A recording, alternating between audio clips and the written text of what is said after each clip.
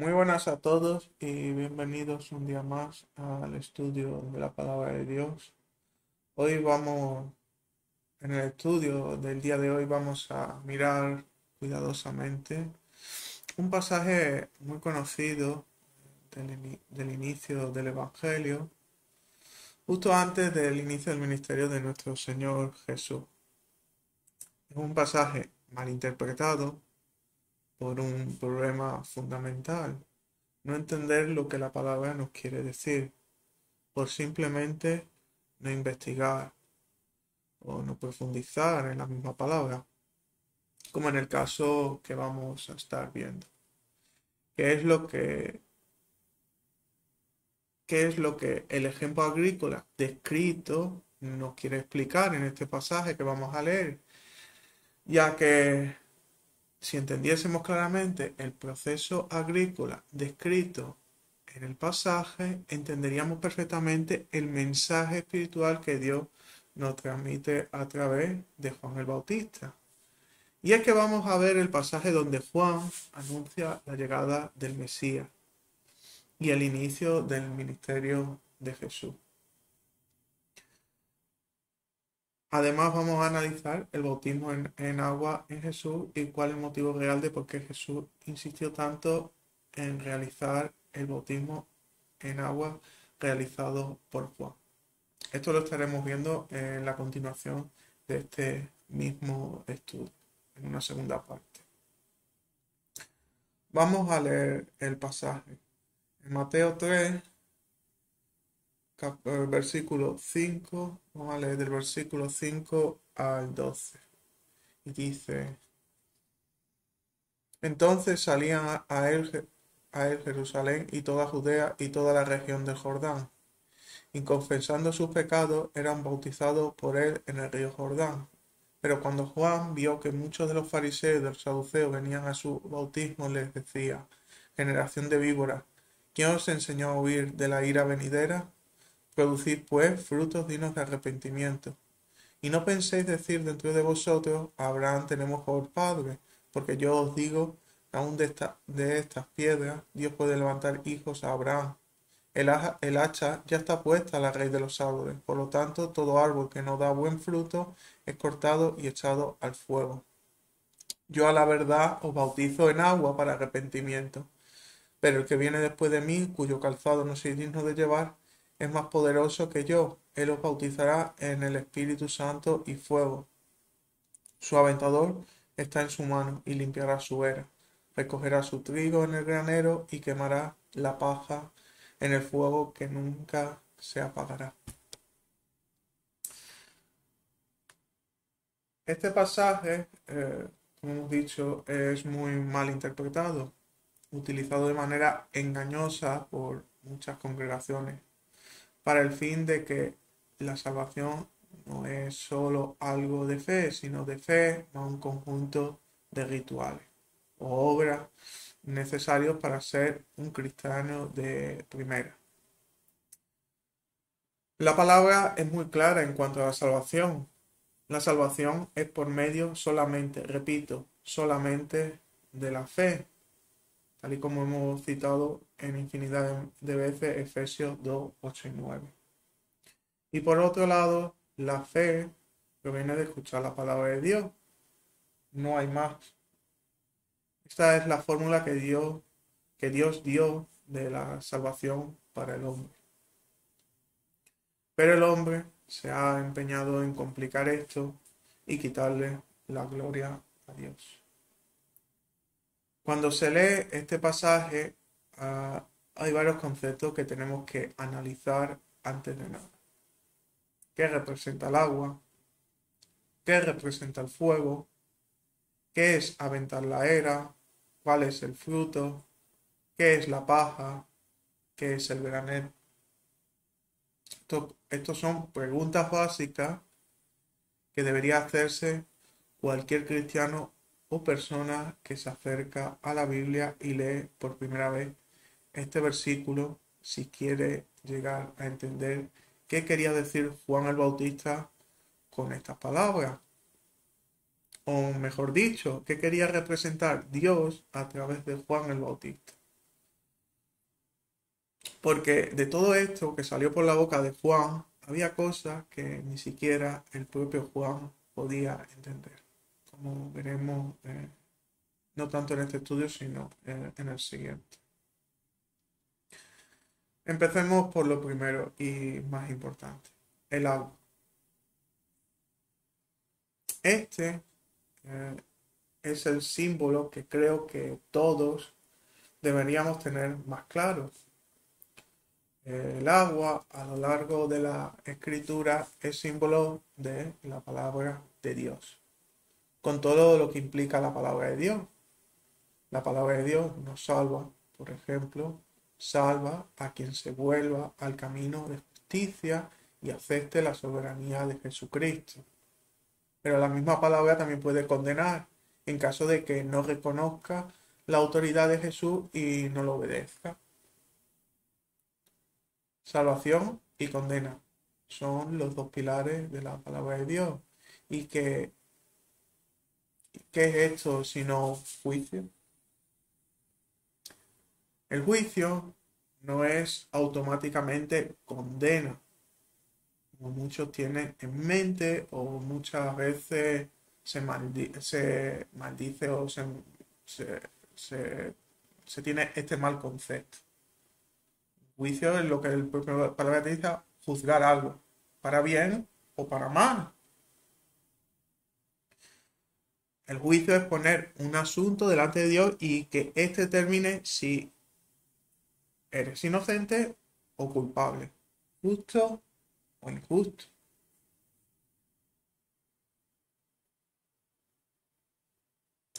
Es por ello que Dios representó el juicio a través del agua. No que el agua en sí fuera simplemente la forma de pagar los condenados, sino que el agua representaba el juicio puesto en marcha por Dios.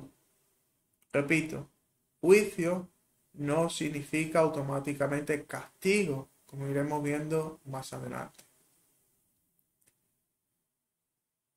Hay dos eventos grandiosos en la escritura que nos muestra el agua como juicio. El primero lo encontramos en Génesis. En Génesis capítulo 7, y vamos a leer el capítulo 7 de Génesis entero, para que no quede ninguna duda y tengamos el contexto completamente claro. Dijo luego Jehová a Noé, entra tú y toda tu casa en el arca, porque a ti he visto justo delante de mí en esta generación. De todo animal limpio tomarás 7 parejas, macho y su hembra, mas de los animales que no son limpios, una pareja, el macho y su hembra. También de las aves de los cielos, 7 parejas, macho y hembra, para conservar viva la especie sobre la faz de la tierra. Porque pasados aún 7 días, yo haré llover sobre la tierra 40 días y 40 noches, y raeré de sobre la faz de la tierra a todo ser viviente que hice.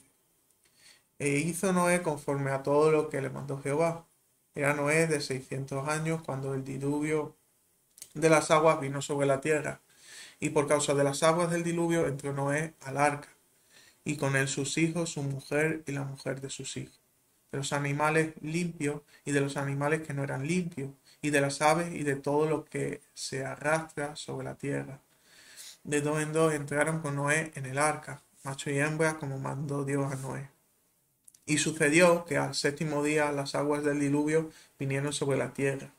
El año 600 de la vida de Noé, en el mes segundo, a los 17 días del mes, aquel día fueron rotas todas las fuentes del gran abismo, y las cataratas de los cielos fueron abiertas.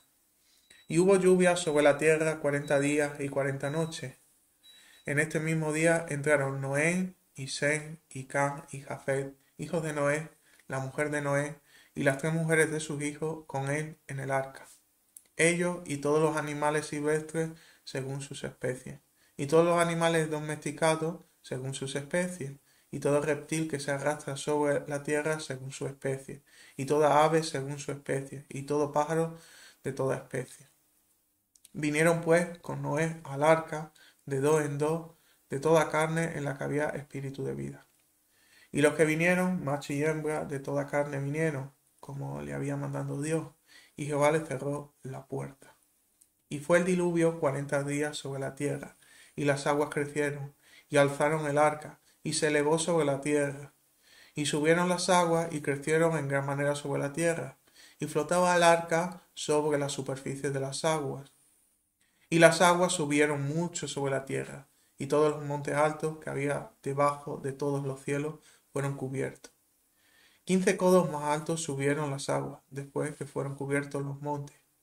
Y murió toda la carne que se mueve sobre la tierra, así de ave como de ganado, y de bestia, y de todo reptil que se arrastra sobre la tierra, y todo hombre. Todo lo que tenía aliento de espíritu de vida en sus narices, todo lo que había en la tierra, murió. Así fue destruido todo ser que vivía sobre la faz de la tierra, desde el hombre hasta la bestia, los reptiles y las aves del cielo, y fueron caídos de la tierra, y quedó solamente Noé y los que con él estaban en el arca. Y prevalecieron las aguas sobre la tierra 150 días. Como hemos leído, Dios juzga la tierra y la envuelve en agua completamente. Tenemos en la tierra dos grupos de hombres. Justos, formados por Noé y su familia, y por otro lado los injustos, o sea, el resto de la humanidad. Todos los dos grupos son envueltos en las aguas, pero Noé y la familia, gracias al arca que Dios diseñó para él, fue hallado justo y el agua no le fue problema. Pero el resto del mundo, el agua los ahogó a todos. El agua fue su fin. Pero para Noé, el agua fue el inicio de algo nuevo.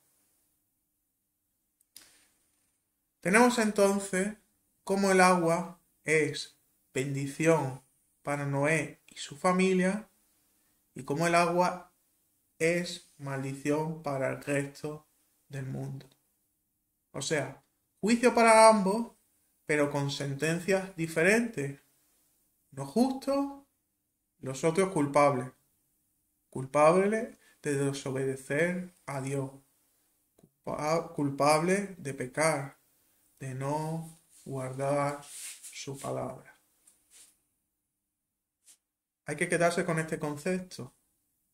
El agua como juicio, no como la sentencia del juicio, sino que el agua actúa de forma de juez. Esto es muy importante para poder entender qué representaba el bautismo de agua.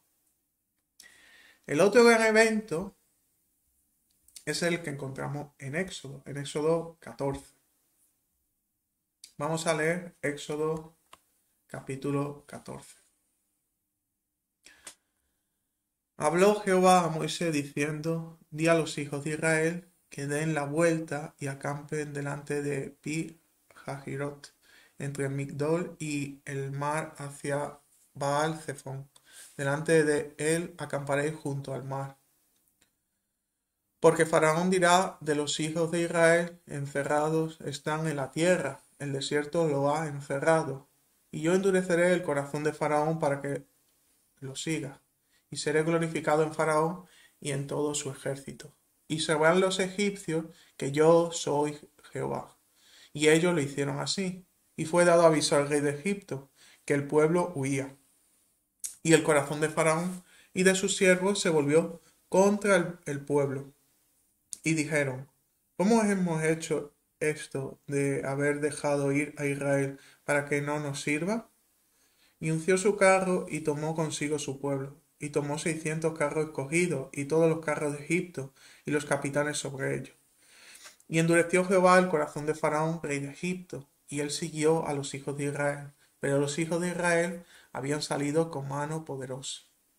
Siguiéndolos pues, los egipcios, con toda la caballería y carros de Faraón, su gente de a caballo y todo su ejército, lo alcanzaron acampado junto al mar, al lado de Pi-Hahirot, delante de Baal-Zephón. Y cuando Faraón se hubo acercado, los hijos de Israel alzaron sus ojos, y he aquí que los egipcios venían tras ellos. Por lo que los hijos de Israel temieron en gran manera, y clamaron a Jehová, y dijeron a Moisés: ¿No había sepulcros en Egipto que nos has sacado para que muramos en el desierto? ¿Por qué has hecho así con nosotros que nos has sacado de Egipto? ¿No es esto lo que te hablamos en Egipto diciendo: déjanos servir a los egipcios? Porque mejor nos fuera servir a los egipcios que morir nosotros en el desierto. Y Moisés dijo al pueblo: no temáis, estad firme, y ved la salvación de Jehová hará hoy con vosotros. Porque los egipcios que hoy habéis visto, nunca más para siempre lo veréis. Jehová peleará por vosotros, y vosotros estaréis tranquilos. Entonces Jehová dijo a Moisés: ¿por qué clamas a mí? Di a los hijos de Israel que marchen. Y tú alza tu vara y extiende tu mano sobre el mar, y divídelo, y entren los hijos de Israel por el medio del mar en seco. Y he aquí, yo endureceré el corazón de los egipcios para que los sigan. Y yo me glorificaré en Faraón y en todo su ejército, en sus carros y en su caballería. Y sabrán los egipcios que yo soy Jehová, cuando me glorifique en Faraón, en su carro y en su gente de caballo. Y el ángel de Dios que iba delante del campamento de Israel se apartó e iba en pos de ellos. Y asimismo la columna de nube que iba delante de ellos se apartó y se puso a sus espaldas. E iba entre el campamento de los egipcios y el campamento de Israel, y era nube y tiniebla para aquellos, y alumbraba a Israel de noche, y en toda aquella noche nunca se acercaron los unos a los otros. Y extendió Moisés su mano sobre el mar, e hizo Jehová que el mar se retirase por recio viento oriental toda aquella noche. Y volvió el mar en seco, y las aguas quedaron divididas.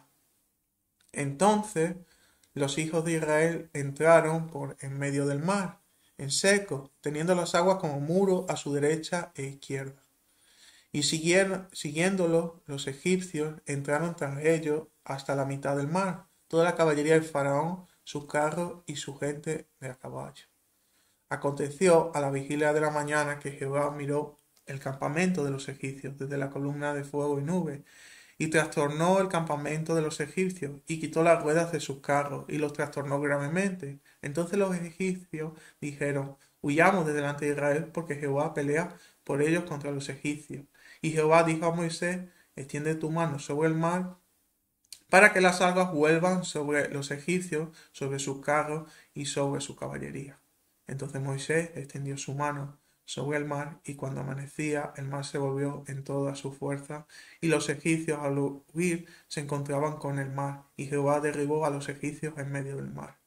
Y volvieron las aguas y cubrieron los carros y la caballería y todo el ejército de Faraón que había entrado tras ellos en el mar. No quedó de ellos ni uno. Y los hijos de Israel fueron por en medio del mar en seco, teniendo las aguas por muro a su derecha y a su izquierda. Así salvó Jehová aquel día a Israel de mano de los egipcios. E Israel vio a los egipcios muertos a la orilla del mar. Y vio Israel aquel gran hecho que Jehová ejecutó contra los egipcios, y el pueblo temió a Jehová, y creyeron a Jehová y a Moisés, su siervo. Este es otro evento donde vemos el agua ser el juez. Mientras que el agua es la salvación del pueblo de Israel, el camino se abrió por el mar, el pueblo de Dios. Es el mismo agua que supone el final y la muerte de los egipcios que perseguían a Israel. Esas aguas del Mar Rojo declaran inocente a Israel y culpable a Faraón y sus tropas, con una sentencia de muerte para ellos. El agua juzga a Israel para vida y a los egipcios para muerte. Y el agua, como sabemos, es la palabra de Dios, tal y como lo encontramos en infinidad de versículos. Por ejemplo, en Juan, en el Evangelio de Juan, capítulo 4, del 10 al 14.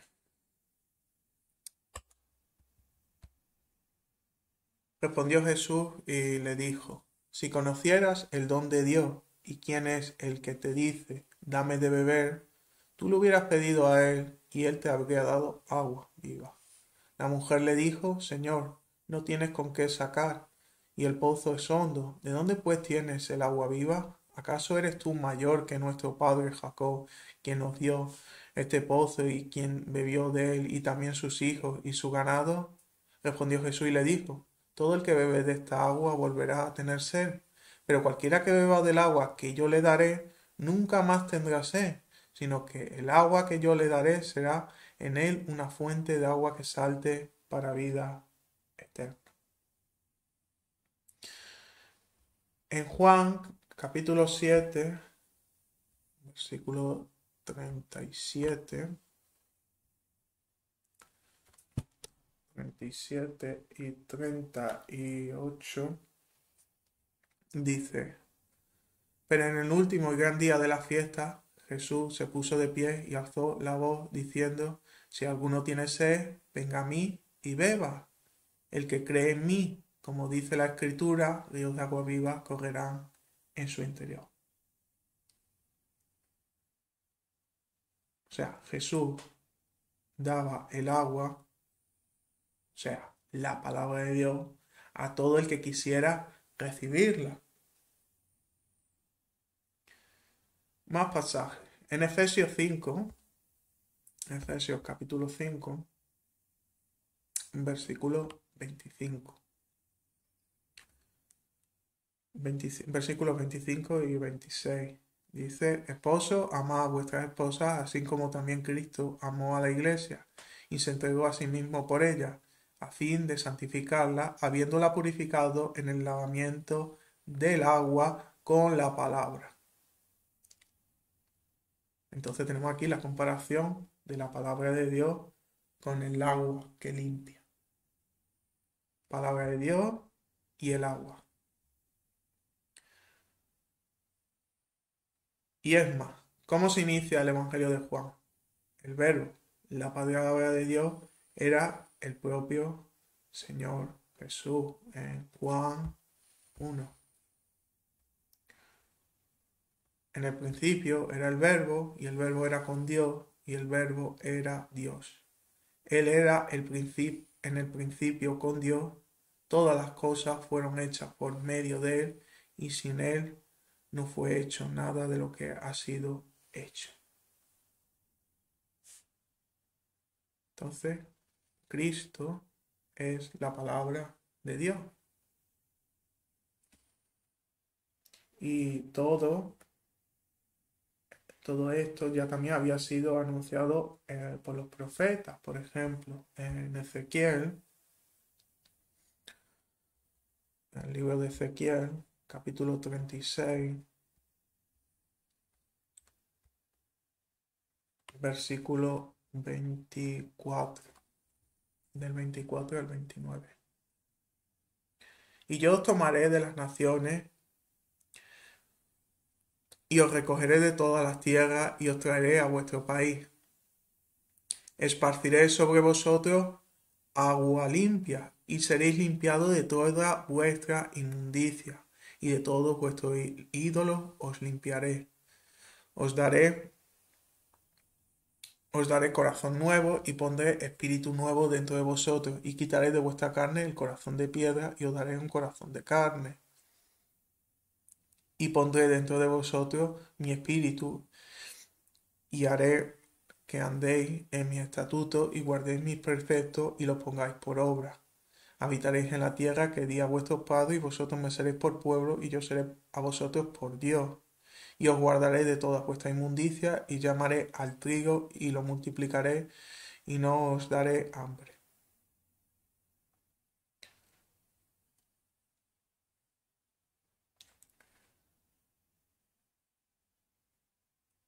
Entonces tenemos el agua como la palabra de Dios. Y la palabra de Dios nos limpia, nos vivifica.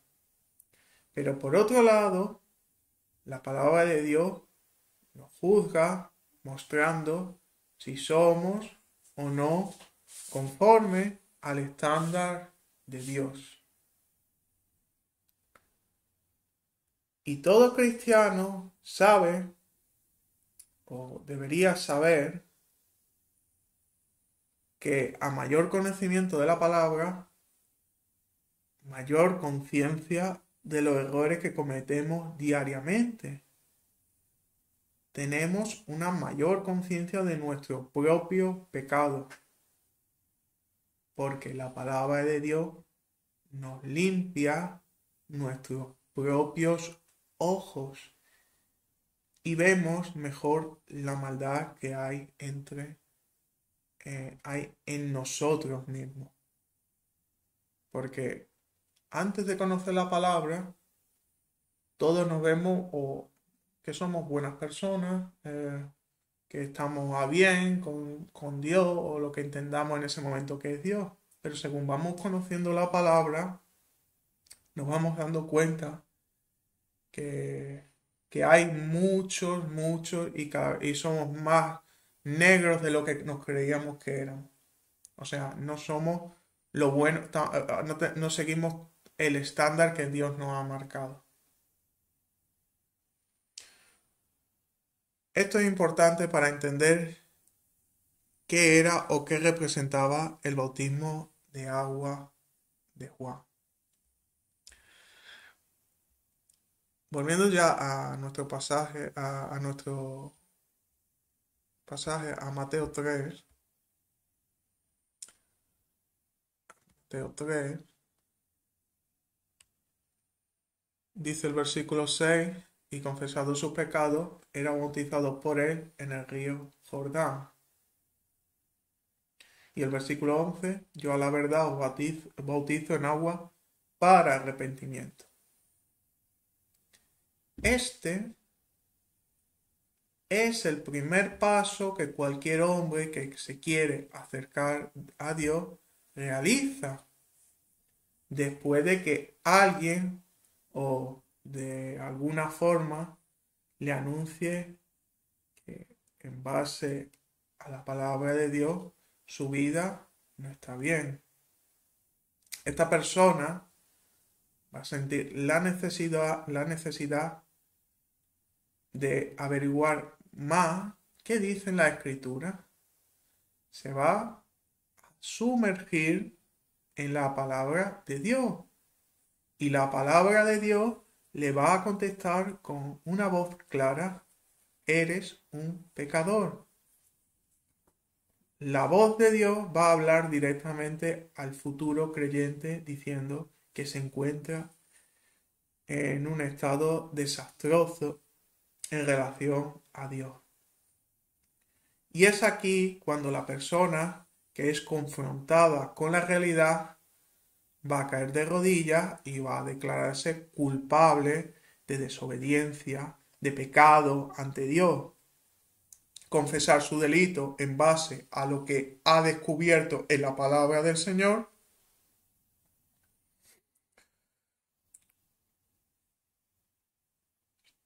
con la voluntad de volverse a Él. Esto es la confesión y arrepentimiento de pecado que causa la palabra de Dios en un primer contacto con el futuro creyente.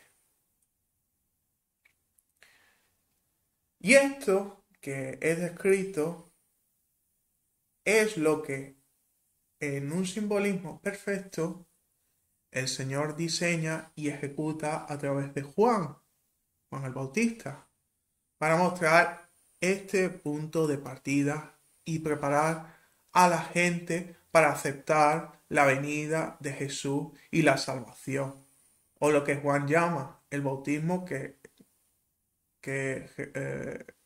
Jesús iba a hacer después del bautismo en Espíritu Santo y fuego.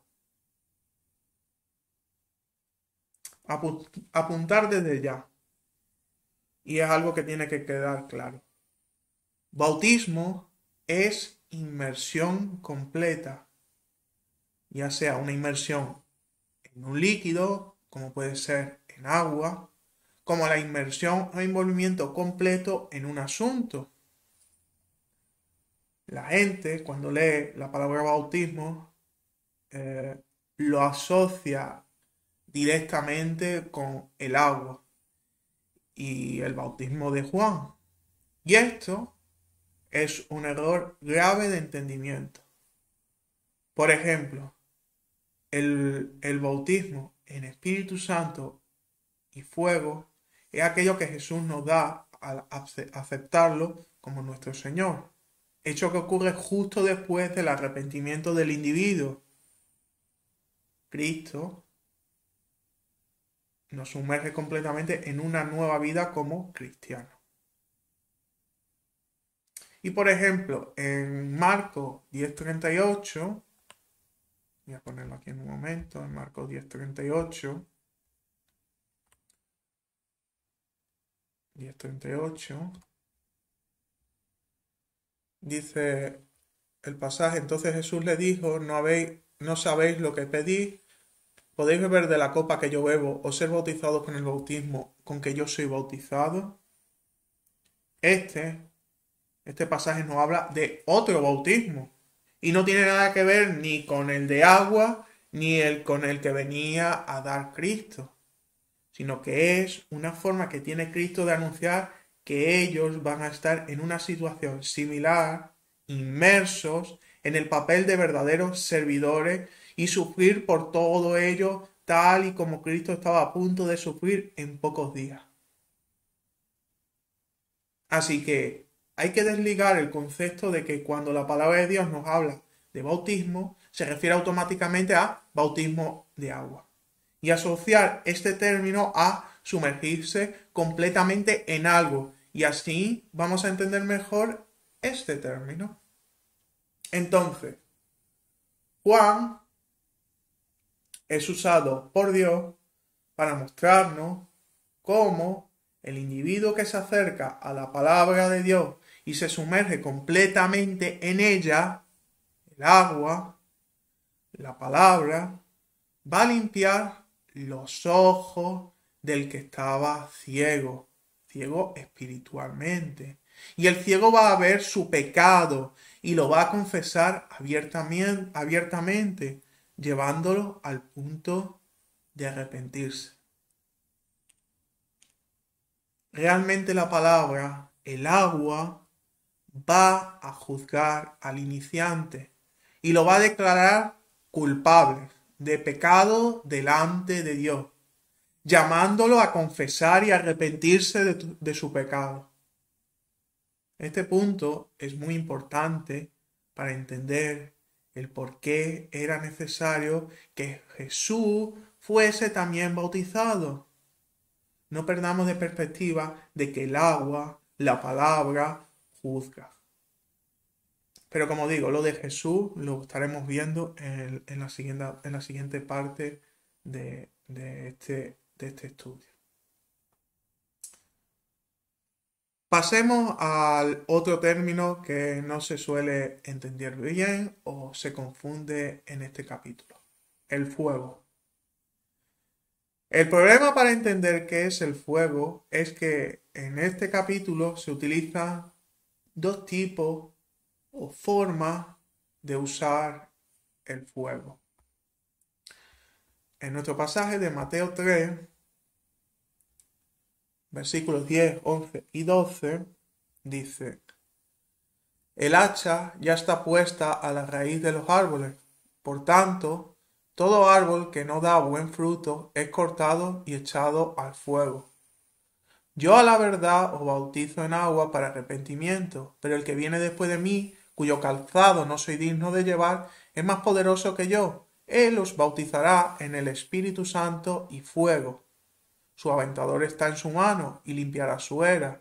Recogerá su trigo en el granero y quemará la paja en el fuego que nunca se apagará.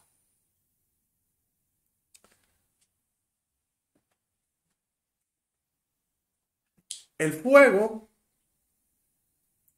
que encontramos en el versículo 10 y en el versículo 12, habla de un fuego, el fuego más típico que conocemos, el que es, por ejemplo, para quemar leña, por ejemplo, ¿no? Pero con un matiz, es un fuego que no se apaga, no se apaga. Es un fuego perpetuo y eterno. Y representa el lugar donde todo se consume por la eternidad, el infierno. Por otro lado, el fuego del versículo 11 no tiene nada que ver, como muchos enseñan, que si es el fuego del Espíritu Santo. Porque aparecieron lenguas de fuego en Pentecostés. No, esto no es cierto. Lo que dice el pasaje que utilizan para afirmar esto es lo siguiente, vamos a verlo en un momento en Hechos 2:3. Si leemos, dice, entonces aparecieron repartidas entre ellos lenguas como de fuego y se asentaron sobre cada uno de ellos. Como de fuego, como lenguas de fuego, no que fueran lenguas de fuego. Si lo fuera, la palabra sería explícita en cuanto a esto, sino que era algo que solo se podía explicar o asemejar a eso, pero que no era fuego. Sino, lengua de fuego era la manera quizá humana, como con los conocimientos que tenían esas personas, de explicar eso que estaban viendo en ese momento. Pero también, como lo dice, se entendía perfectamente que no era fuego, sino que eran como lengua de fuego, como dice la palabra.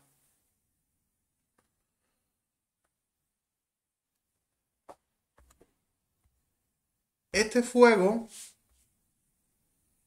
del versículo 11, tal y como lo expliqué en algún estudio anterior, es el llamado fuego purificador. El fuego que arde tan intensamente que se utiliza para fundir metales, el cual elimina cualquier impureza del metal dejando el metal puro, apartando la escoria que se encuentra en el metal del mismo. Tenemos varios pasajes que nos hablan de este tipo de fuego. Por ejemplo, en Malaquías, libro de Malaquías, capítulo 3, versículos 2 y 3. Dice, ¿y quién podrá soportar el tiempo de su venida? ¿O quién podrá estar en pie cuando Él se manifieste? Porque Él es como fuego purificador y como jabón de lavadores, y se sentará para afinar y limpiar la plata, porque limpiará a los hijos de Leví, los afinará como a oro y como a plata, y traerán a Jehová ofrenda en justicia. Fuego que purifica, fuego que limpia. El Señor limpiará. Esto es importante para entender qué es esto del fuego purificador. Continuamos. En Zacarías, capítulo 13, versículos 8 y 9. Y acontecerá en toda la tierra, dice Jehová, que las 2/3 partes serán cortadas en ella y se perderán, mas la tercera quedará en ella, y meteré en el fuego a la tercera parte, y los fundiré como se funde la plata, y los probaré como se prueba el oro. Él invocará mi nombre, y yo le oiré, y diré, pueblo mío, y él dirá, Jehová es mi Dios. El fuego, de nuevo, en Zacarías, no mata lo que es puro, sino que aparta lo impuro. En este caso, 1/3 será purificado y 2/3 serán destruidos. El mismo concepto lo encontramos en las cartas de Pablo, en 1 Corintios, capítulo 3, versículo 12. Si alguien edifica sobre este fundamento con oro, plata y piedras preciosas, madera, heno o hojarasca, la obra de cada uno será evidente, pues el día la dejará manifiesta, porque por el fuego será revelada, y a la obra de cada uno, sea la que sea, el fuego la probará. Fuego que prueba, no fuego como forma de castigo eterno, sino fuego que revela, que separa lo bueno de lo malo. Posteriormente a la separación, lo malo termina en el otro fuego, el fuego eterno. Pero eso es el castigo eterno o donde termina todo el mal del mundo, el infierno, el lago de fuego y azufre. Entonces,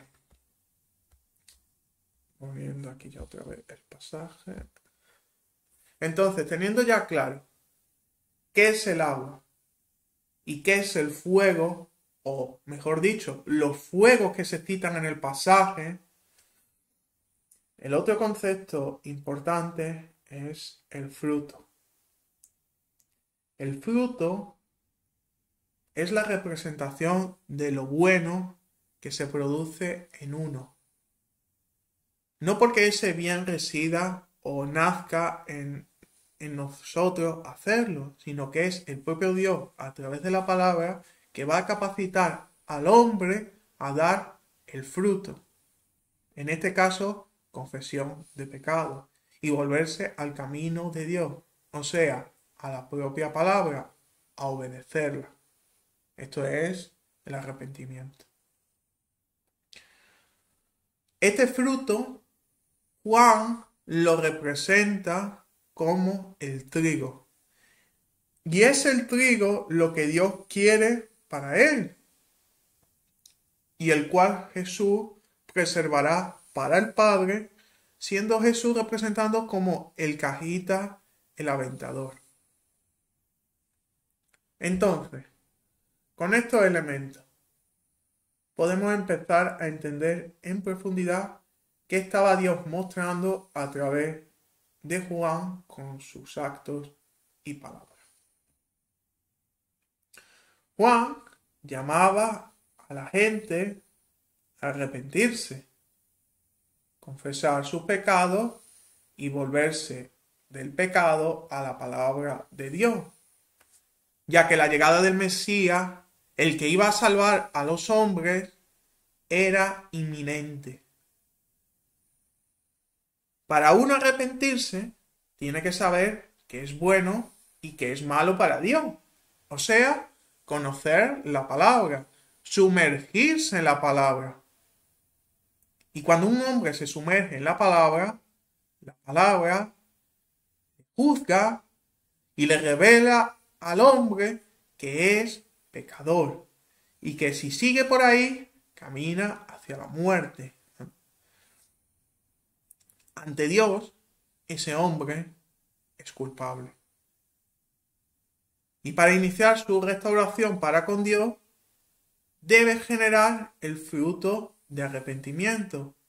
Fruto que necesita de la palabra para que surja. Pero no todos los que escuchan la palabra dan este fruto. Esto se encuentra explicado en la parábola del sembrador. Esto que he dicho es el bautismo en agua. Una forma simbólica de representar el primer paso de cómo se inicia todo. La palabra mostrando nuestra culpabilidad ante Dios, nuestra pobreza espiritual, confesando nuestros pecados y arrepintiéndonos de ellos, pidiendo perdón a Dios y esperando la respuesta del Padre en forma del Salvador, de Cristo. Como es claro, cuando Juan predicaba esto, Cristo aún no se había sacrificado, el perdón de pecado aún no había llegado. Entonces la gente suplicaba el perdón, se confesaban sus pecados, se arrepentían y esperaban la misericordia de Dios, que llegase la misericordia de Dios sobre ellos. Y llegó, la respuesta llegó del Padre en la forma de Cristo. Esto, como digo, es solo la preparación para recibir a Jesús.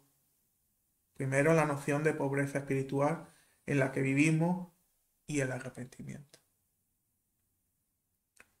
Y después viene el siguiente paso, el bautismo en fuego y Espíritu Santo, que es realizado por Cristo. Este, como hemos dicho, es el fuego que purifica, el fuego que recoge el fruto que hemos generado, la voluntad de arrepentirnos, y deja atrás todo lo malo. Separa lo bueno de lo malo, el fruto del pecado. Esto lo hace Jesús. Fue Jesús que dio su vida para pagar por el pecado de aquellos que lo aceptasen como Señor. El Señor nos purifica en el momento que lo aceptamos como nuestro Señor, cuando nos doblamos ante Él. El Señor Jesús carga con nuestros pecados a través de su sacrificio, pero con la necesaria voluntad del Padre. Sin la misericordia del Padre no se hubiera expresado tampoco la gracia a través del Hijo. Igual que la llama que funde el metal, necesita un elemento externo y superior que lo alimenta, y este es el viento, ese fuelle que alimenta el horno de fundición, que alimenta la llama. Esto lo vamos a ver más claro en el ejemplo que pone Juan de aventar el trigo. Pero no es que solo nos purifique, es que además nos garantizó el Espíritu Santo como el sello, como nuestro consolador, como nuestro ayo. El Espíritu Santo es quien nos redarguye, nos refrena, el que nos protege de persistir o caer en pecado, recordando la palabra de Dios que está en nuestra memoria. El Señor Jesús nos sumerge en una nueva realidad, la realidad del cristiano, una nueva vida dedicada a glorificar a Dios. Y todo esto lo confirma el versículo 12. Un versículo que la gente se lía al pensar en la parábola del trigo y la cizaña. Son enseñanzas distintas. Son enseñanzas distintas. Si entendemos o hemos visto alguna vez cómo se separaba el trigo de la paja antes de la mecanización de los cultivos en el campo. Cuando las plantas de trigo están listas para la cosecha, se siega y queda lo que sería el tallito de la planta ya seco, o sea, la paja y la semilla de trigo, ambos unidos. Para separar la paja del fruto, se avienta el trigo, o sea, con una especie de horquilla, una horquilla de madera, se lanza la paja y hacia arriba la paja con el trigo, la paja con el trigo. Como el fruto del trigo es más pesado que la paja, la semilla de trigo esta cae a plomo al suelo, mientras que la paja, al no tener casi peso y gracias al viento, importante el viento, porque es necesario que exista un poco de viento para aventar, termina volando lejos del trigo, separándose así el trigo en un montón y la paja volando hacia donde la lleve el viento. Con esto, y recordando que Jesús viene a sumergirnos en fuego y Espíritu Santo, tenemos lo siguiente. Dice el versículo 12, su aventador está en su mano y limpiará su era. Jesús tiene el aventador y tiene que separar el trigo de la paja. Ahora, en medio de ese campo de trigo, hay plantas de trigo con fruto y otras sin fruto. O sea, hay plantas de trigo que le ha salido el fruto y hay otras plantas que no tienen el fruto. Los que tienen fruto, los que se han arrepentido y esperan el perdón de Dios. Los sin fruto, los que no se han arrepentido. Hasta aquí creo que es claro. Llega entonces el Mesías, Cristo. Y es la hora de separar lo bueno de lo malo. Esto es purificar. Es su sangre la que va a separar lo malo que está en el futuro cristiano. La paz de lo bueno, el fruto. Tal y como dice Romano. Mucho ojo a esto. Mucho ojo a esto porque este pasaje de Romano se achaca al bautismo de agua, a la inmersión en agua, cuando no es de la inmersión de agua, sino referente al bautismo que establece Cristo, el bautismo de fuego y Espíritu Santo. Romanos 6, versículos 4 al 7 dice: Pues por el bautismo fuimos sepultados juntamente con él en la muerte, para que así como Cristo fue resucitado de entre los muertos por la gloria del Padre, así también nosotros andemos en novedad de vida. Porque así como hemos sido identificados con él en la semejanza de su muerte, también lo seremos en la semejanza de su resurrección. Y sabemos que nuestro viejo hombre fue crucificado juntamente con él para que el cuerpo del pecado sea destruido a fin de que ya no seamos esclavos del pecado, porque el que ha muerto ha sido justificado del pecado.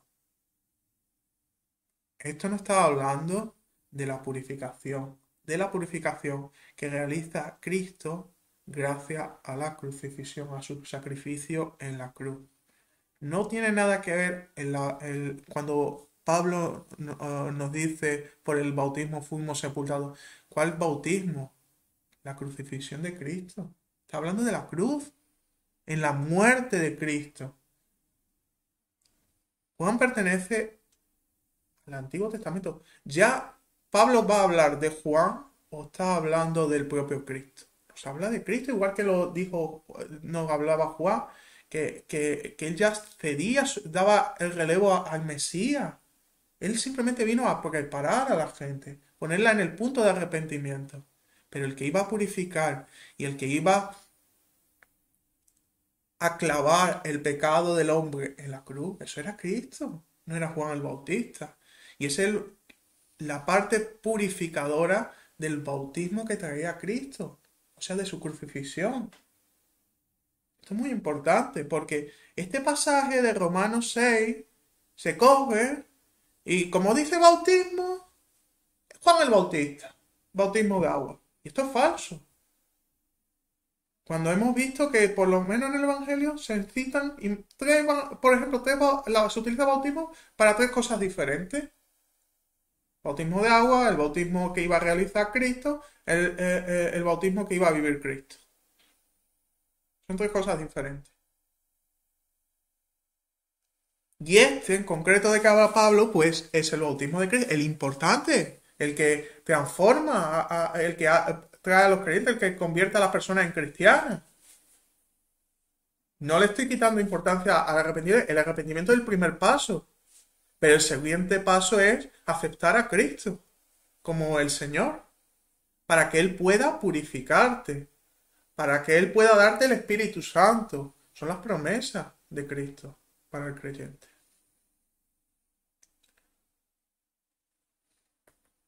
Entonces, lo malo, la paja, es el viejo hombre, es el cuerpo del pecado. En el trigal, todo el mundo tiene paja, pero solo algunos dan fruto, o sea, producen trigo para Dios. Así que la paja es la representación del pecado. Cuando Jesús avienta la paja, el pecado se separa de lo bueno, del trigo. Y esto también es importante, no solo por acción o voluntad del que avienta, de Jesús, sino que es necesario un factor superior a Jesús, que Él no puede controlar, el viento. Y este viento es la representación de la voluntad del Padre. El mismo símil, tanto en el fuego que purifica el metal, como en la separación de trigo cuando se aventa. No se nombra, pero es necesario que exista el viento en las dos circunstancias. Sin viento no se puede separar el trigo de la paja. La gracia de Dios es la acción conjunta de la voluntad del Padre y la mansedumbre y obediencia del Hijo. Esto es absolutamente revelador de la unión de ambos y de su propia naturaleza divina. Y una vez que el trigo está separado de la paja, el trigo es guardado en el granero. Esto representa la protección y seguridad. Es la manera de obrar del Espíritu Santo en nosotros. Nos guarda, nos protege, nos redarguye, evitando que el trigo se estropee o germine dando una nueva planta de trigo, con lo que moriría el trigo para renacer la paja.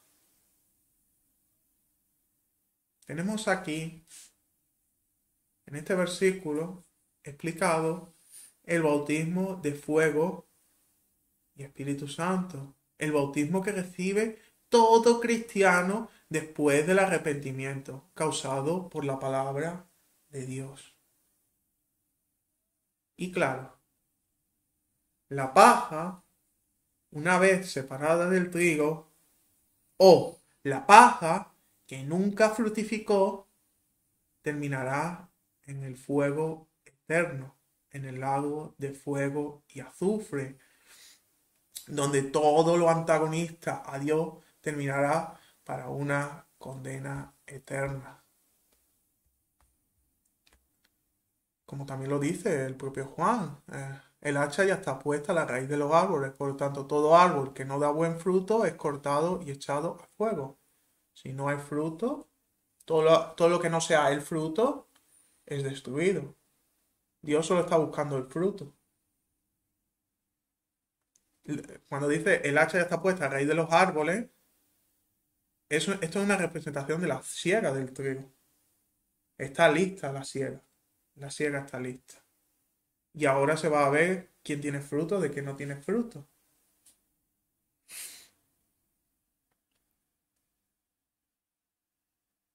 Entonces tenemos que, mientras que para el arrepentido, la acción de Cristo, el aventar, lo cual podemos decir ya sin duda que es su muerte en la cruz, porque es lo que representa el aventador, la cruz, que casualmente, como no podía ser de otra manera, es un instrumento completamente de madera, el aventador. como la cruz, más la voluntad del Padre, a través del viento, provoca la purificación y salvación de los creyentes, mientras que la cruz más la voluntad del Padre trae un juicio definitivo tanto a los no arrepentidos como todo aquello contrario a la cruz.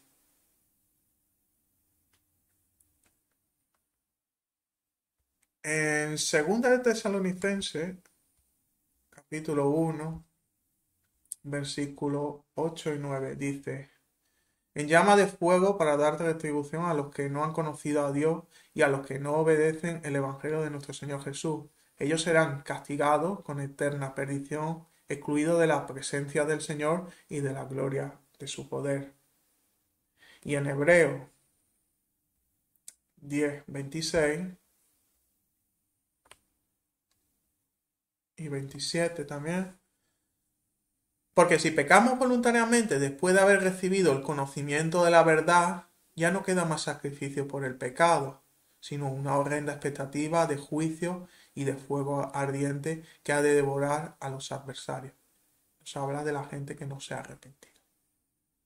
Gente que no se ha arrepentido y por ende tampoco ha recibido a Cristo. Nunca han sido cristianos. Van a terminar el no arrepentido, o sea, el que no ha traído fruto, como nos lo dice Juan, en el montón de la paja, en esos árboles sin fruto, para ser quemado en ese fuego perpetuo.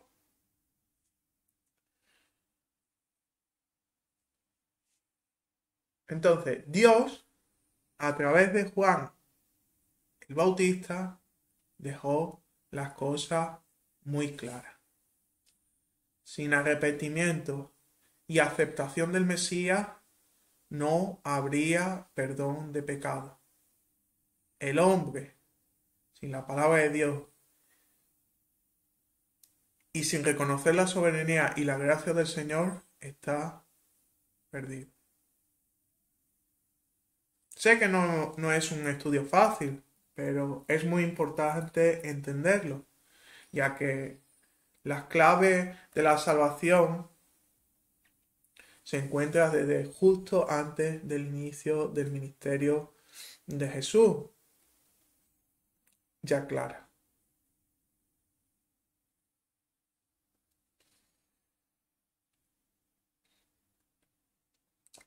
Y con este estudio también nos damos cuenta de esa tan mala enseñanza cuando se cita Romanos 6 y se lo atribuimos Romanos 6 al bautismo en agua. Esa enseñanza tantas veces dicha que te sumerges para morir y salir renovado, ¿no? O sea, muere el viejo hombre para nacer el nuevo hombre en el bautismo de agua. Esta enseñanza cogiéndola con pinza Romanos 6 y colándosela al bautismo de agua, que se enseña en prácticamente toda congregación. Cuando esto, el morir, es con Cristo, en la cruz de Cristo. El bautismo de agua lo que revela es que estás muerto realmente, espiritualmente hablando, y sales del agua con la noción y la claridad que estás condenado delante de la palabra por Dios.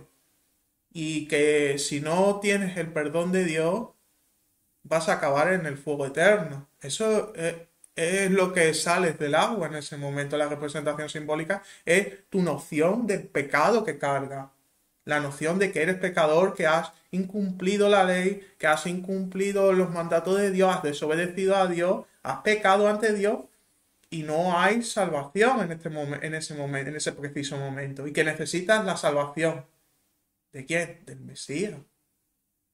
Pero hasta ese punto, lo que es el bautismo de agua es una noción de pecado, una noción de culpabilidad, de juicio, de un juicio no definitivo, pero sí de que estás caminando a tu perdición si no te arrepientes y no aceptas el perdón de Dios. No es que que muere y renace. No, no, eso no es lo que significa el agua en ningún momento. El agua es juicio y el juicio del agua es culpable. Y te llama arrepiéntete, confiesa. Eso es lo que te dice el agua. La palabra de Dios te señala a eso.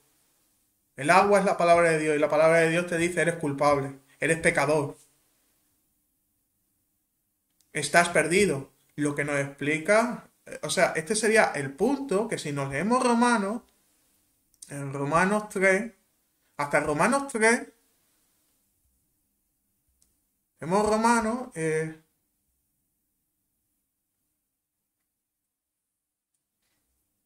hasta Romanos 3 se expone que el hombre es pecador, está condenado, pero y que en el hombre no hay salvación. Y el punto de inflexión lo encontramos en Romanos 3, versículo 21, cuando dice, pero ahora.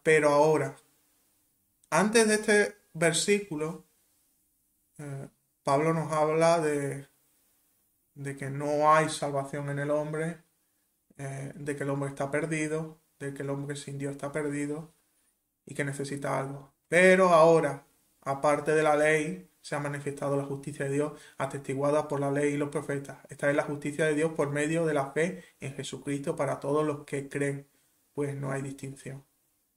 Aquí se le da, Pablo en su desarrollo en la carta, nos explica la salvación se encuentra en Cristo. Pero por la ley, por la palabra, el hombre se encuentra muerto. El hombre no tiene salvación. El hombre es culpable para Dios.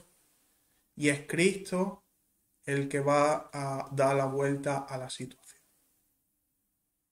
Llevándose en la cruz todo el pecado del hombre, clavando en la cruz el pecado del hombre que se ha arrepentido, que ha suplicado a Dios perdón, ha aceptado al Mesías, ha aceptado a Cristo como su Señor y nuestro Señor Jesucristo coge el pecado de ese hombre, la paja de ese hombre, la clava en la cruz y muere ese pecado en la cruz.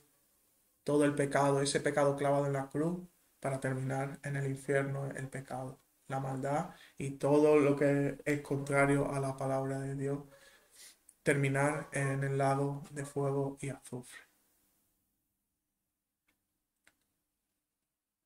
Entonces, es la hora que si no has asumido lo desobediente que has sido y eres ante Dios, lo pobre de espíritu que realmente eres, lo hagas.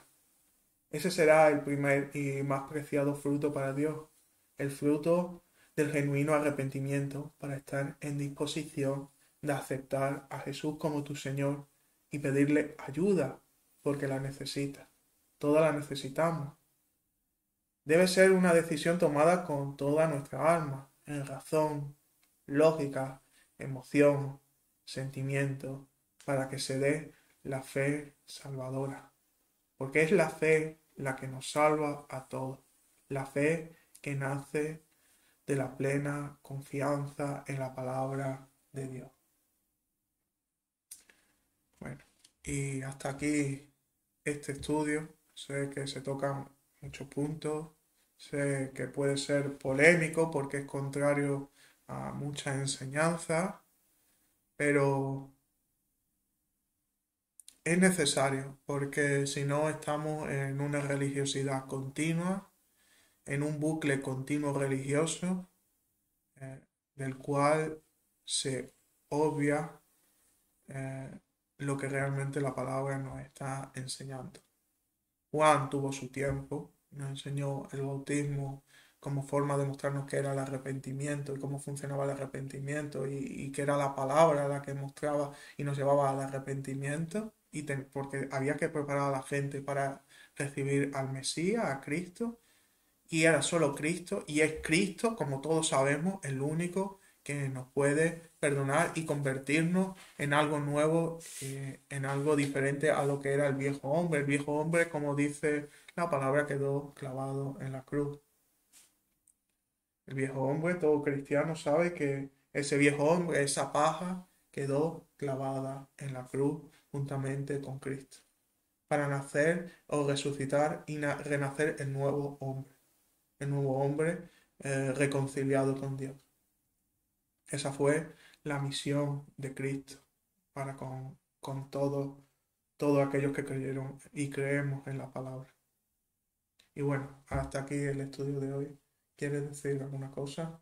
Bueno, darles las gracias a todos por acompañarnos en este vídeo tan interesante, invitarlos a que continúen y vean el próximo vídeo a continuación de este, que va a ser también muy, muy interesante.